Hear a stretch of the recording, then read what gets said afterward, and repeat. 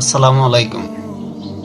গতকালকে ঢাকা-৮ আসনের সম্ভাব্য এমপি প্রার্থী ওসমান হাদী ভাইকে গুলি করেছে সন্ত্রাসীরা। তো গুলিটা ঠিক ওসমান হাদী ভাইয়ের এইখান দিয়ে ঢুকছে, কানের উপর দিয়ে ডান পাশে দিয়ে ঢুকছে, বাম পাশে দিয়ে বের হয়ে গেছে।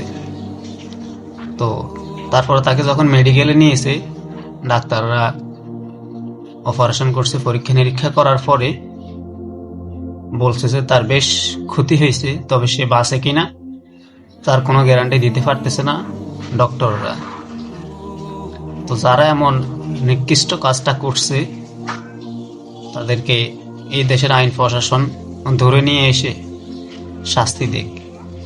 সে যেই দলেরই হোক, হোক সে আওয়ামী লীগ, হোক সে বিএনপি, হোক সে জামাত, হোক সে ইসলামী শাসনতন্ত্রের বা যে কোনো দলেরই হোক না কেন, যারা এই কাজগুলা করছে তাদেরকে ধরে এনে কঠিন থেকে কঠিনতম শাস্তি দেওয়া হোক।